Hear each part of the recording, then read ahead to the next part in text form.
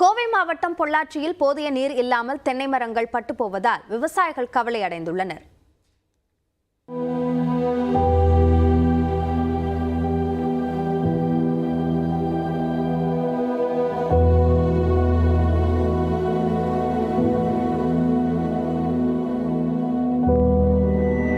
தண்ணீரின்றி இலைகள் கருத்ததால் தென்னை மரங்கள் பட்டு போய் விவசாயிகளை வேதனையில் ஆழ்த்தியுள்ளன.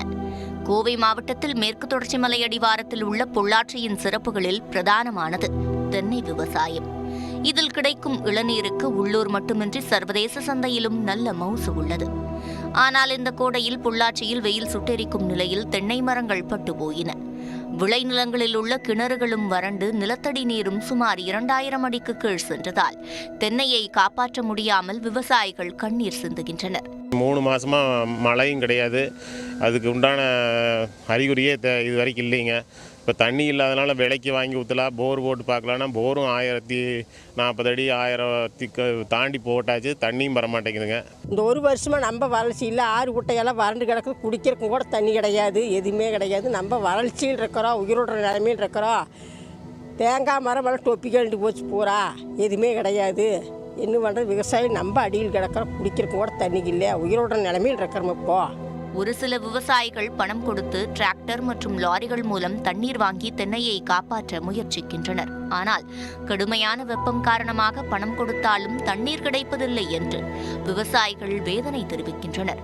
கவர்மெண்ட் பார்த்து எங்களுக்கு ஏதாவது ஒரு தண்ணிக்கு ஏற்பாடு பண்ணி, ஏதோ உயிர் தண்ணி, நாங்கள் அதிகமாக உயிர் தண்ணிக்கு ஏதாவது ஒரு ஏற்பாடு பண்ணி கொடுத்ததுன்னா இந்த மரத்தை நாங்கள் ஏதோ காப்பாற்றி எங்களுக்கு அடுத்ததாவது ஒரு வாழ்வாதாரம் பாதிக்காமல் இருக்குது.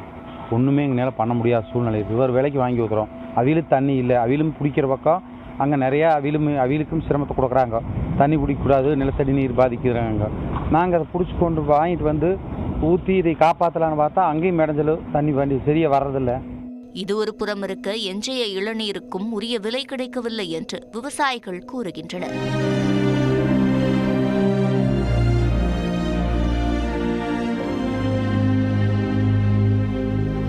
தென்னையப்பெத்தா இளநீரு, புள்ளையப்பெத்தா கண்ணீரு என்ற சொல்லாடல் மாறி தென்னையப்பெத்த விவசாயிகளும் தற்போது கண்ணீர் சிந்தும் நிலைக்கு தள்ளப்பட்டுள்ளனர்.